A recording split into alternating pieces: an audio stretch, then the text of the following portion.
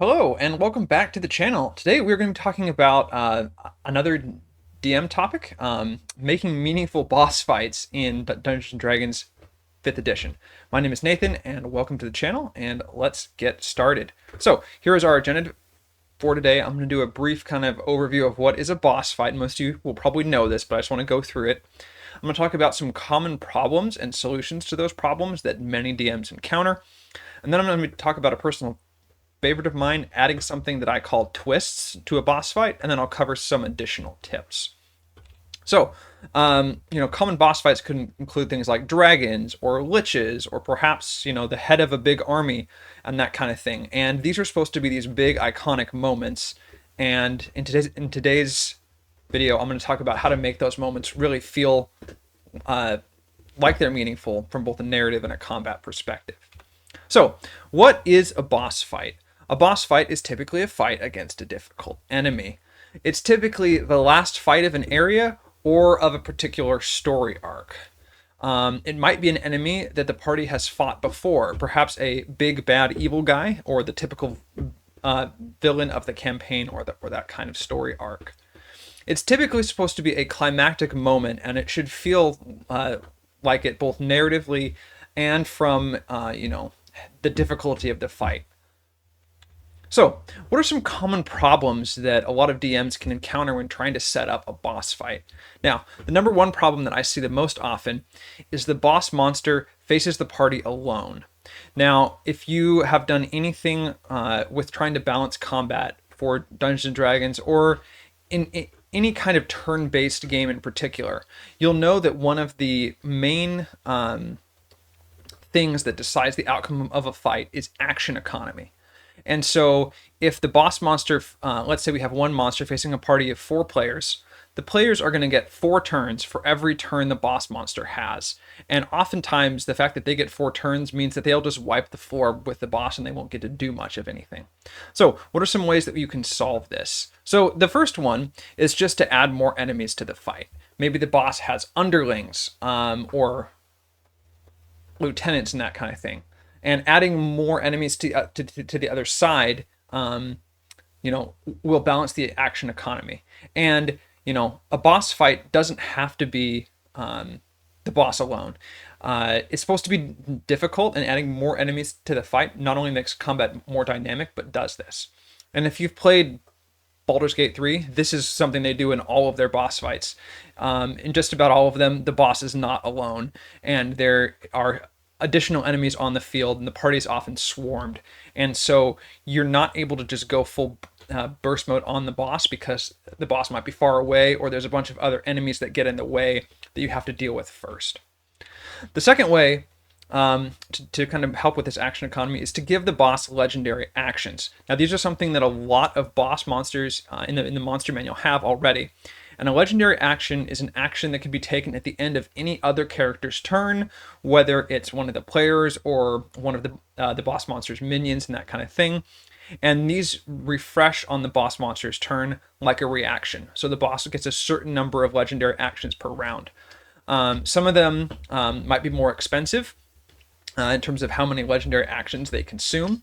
But these are, and usually they're not going to be as powerful as any actions on the monster's turn normally. But this is a way to just give your boss more things to do and help balance the action economy. For example, if you had a party of 4 players against a single boss monster and you gave that boss monster 3 legendary actions, it would have a total of potentially 4 actions per round. The actions on its turn, and then each of its legendary actions it could take on the player's turns.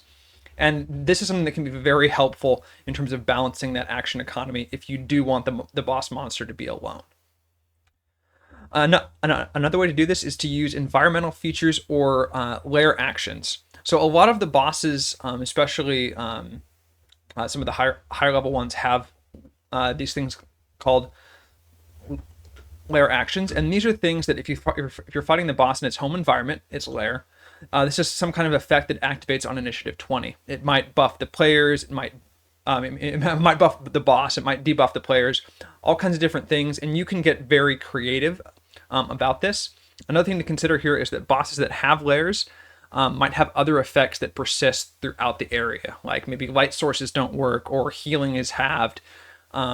Maybe monsters show up if players linger for too long. And these are things that you can use to, again, have another thing that happens on the opposing side, just to give the fight more challenge and balance in terms of that action economy area.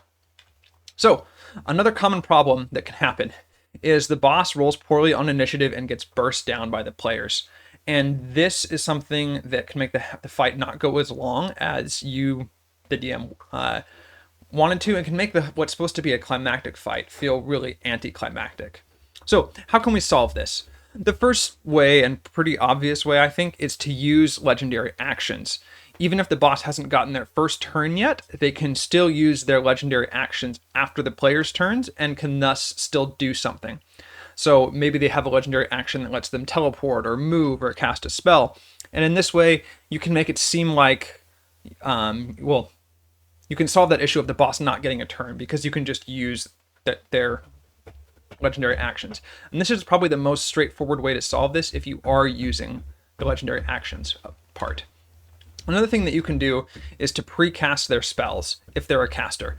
This is a huge one. Oftentimes, any spellcasting monster is going to have some kind of concentration buff or something like that they're going to want to have on themselves.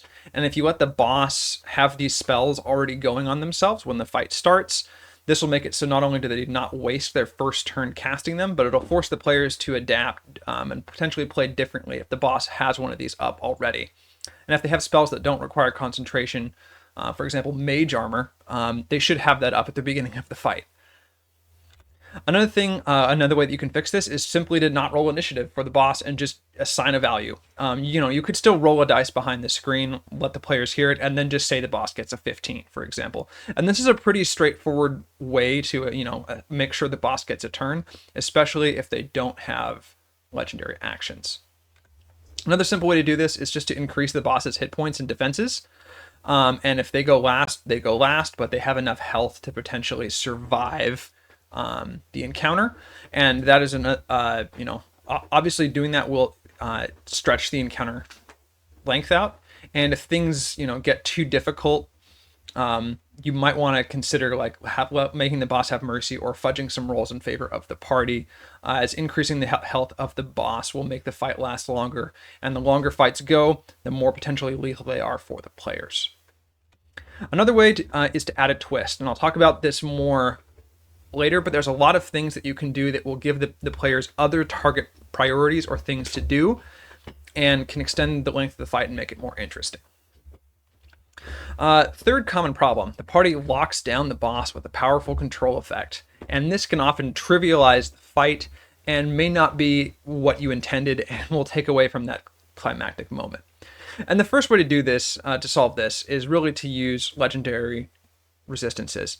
These are another thing that a lot of the high-level monsters have. They have a limited number of them, and this basically says that when the monster fails a saving throw, they get to succeed instead, and it consumes a use of it.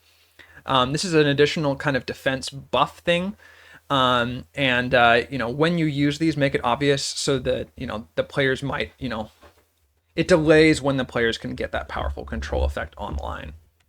You can also again use a twist to give the players other target priority. Maybe they have to destroy something before the boss can be controlled with these certain kinds of abilities. And again, I'll talk more about that when I get to the twist section. The most important thing here is to know what your party is capable of and plan accordingly. You really want to get your players to change their tactics for a boss fight and not just use the things they use every encounter. And if you can force your players to be dynamic and adjust their strategies, not only with boss fights, but in fights in general, you'll have a much more fun and enjoyable experience at the table, not only for your players, but also for you as the dungeon master. So, let's talk about adding twists, and this is one of my favorite parts of doing boss fights. You can add these to encounters in general. It can be a lot of work, but I'm going to go through some of my favorites and some of the things that you can do with them. So a twist, and what I'm defining as a twist, is some kind of effect that makes the combat unique and interesting and forces the party to change tactics and just to overall be creative. So the first twist I want to talk about is phases. And if you've played any kind of video game that has boss fights, a lot of them use this mechanic. So These are something dynamic or will change, and it'll be typically triggered once the health of the boss reaches a certain threshold. You can also have them be time triggered or things like that, and that's another way to do this. But things that can happen, the boss could spawn minions. They could become invulnerable. They could charge up to release some kind of big blast. They could ascend to a higher form that does more damage or maybe has different weaknesses. Things could change about the environment. Traps could activate. And there are so many different things that you can do with this. And there are nearly limitless possibilities on a phase change. So get creative. Ultimately, this is designed to get your party to think outside the box and just make the fight more dynamic. And these are very fun, and I highly recommend doing something like this for your big boss fights. The next twist is having a dynamic arena. So you could have things like trapped areas in the room, or areas that buff or debuff creatures that are standing in them. You could have, and you absolutely should have difficult terrain and or cover throughout the arena. You could also have potentially destructible objects. Maybe you destroy a pillar and it brings part of the roof down. Or maybe you need to destroy a door or open it to get access to chase the boss. That kind of thing. And I'll talk a little bit more about that when we get to other twists. Overall, your arena should be more interesting than just a flat zone with just the group and the boss. Maybe you have things like darkness and that kind of thing. And you can trigger changes in the arena with phase changes. And overall, this is absolutely something that if you have time to prepare, make the arena interesting, and that will help with the overall dynamics of the combat. So the next thing I want to talk about is having alternate objectives, other things that the party needs to focus on besides the boss. So you could have objects in the room buff the boss until they're destroyed, and this is one of my favorites. I think it's a pretty classic trope. If you have a big boss, there could be pillars in the room that are powering it, and you have to destroy them. And until they're destroyed, the boss gets buffed to its health, or maybe it's just straight up invulnerable or has some other kind of effects. And things like that, make sure that you describe them to the players to just kind of give them a clue and a hint to how they work. Maybe allow a free skill check the first time the mechanic is used, or a skill check to try to investigate it, and that kind of thing. Another means of having an alternate objective is something to debuff the boss with. Maybe there's a quest item that they need to get close to the boss, a puzzle in the room that they need to solve to disarm the boss's defenses. Maybe he has a secret weakness, like he can't cross running water and that kind of thing. Just give them something creative that they can do as an alternate to the fight. You don't have to make the boss, invulnerable without doing their specific alternate objective, but it might be much harder, if they don't, solve the puzzle or manage to insert the gem into the boss's chest and that kind of thing. The next thing I want to talk about is limited time. So this is generally, the players must accomplish objective X in Y rounds or Z happens. And there are all sorts of things that you can do with this. You can trigger a phase change. Maybe an important NPC dies. Maybe a really nasty spell goes off. Maybe the boss gets away. Maybe it's a pursuit. And there are all kinds of things that you can do with this. And having that additional time pressure just kind of, again, forces the players to change tactics and think outside the box about what they want to do. The next thing I want to talk about is having the boss escape. Now, you could have this typically be like with a phase change trigger. So maybe when their health reaches a certain threshold, or after a certain number of rounds. Another thing you want to consider with having the boss escape is, can the players stop it? Is it something that is supposed to happen, or can the story go either way if the boss is able to escape or not? Now, there are a lot of ways using in-game mechanics that you can do this with. There's the contingency spell, which the monster can The caster of the contingency can set a trigger that will have a certain other spell go off once the trigger is met. And that's a pretty simple way to do this. Like, if the boss's health gets under a certain threshold, their contingency activates and teleports them away. They could have a teleportation scroll or something like that they could use to escape, or maybe cast a spell. They could go invisible and try to exit the arena. They could potentially activate some kind of protection ability on themselves, like a Globe of Invulnerability. That could be triggered by stepping on a specific block that's near where the boss is standing, and they could do that to like buy them time to maybe teleport out or go invisible and that kind of thing. And if the players are supposed to be able to stop it and you're okay with it, make sure to allow it. But that's kind of a sensitive thing that can happen. So finally, I'm going to go over some additional tips to just kind of make boss fights more meaningful and things that you can do. So the first one is foreshadowing. So if a boss has unique mechanics, make sure to drop hints about them as the players get closer to the fight. And when you explain a mechanic, give hints or allow skill checks about how it works and how the players can stop it. The worst thing is you have something like makes the boss invulnerable or makes them super powerful, and the players have no idea what to do about it. So next thing I want to talk about is how to use spellcaster monsters. And I think a lot of DMs, especially newer ones, can get this wrong. And one of the big things here is if you want to make a spellcaster more difficult, they should have any buff spells precast on themselves. And you should consider precasting any kind of concentration spell that they might have going, especially if it's a self-buff kind of a thing.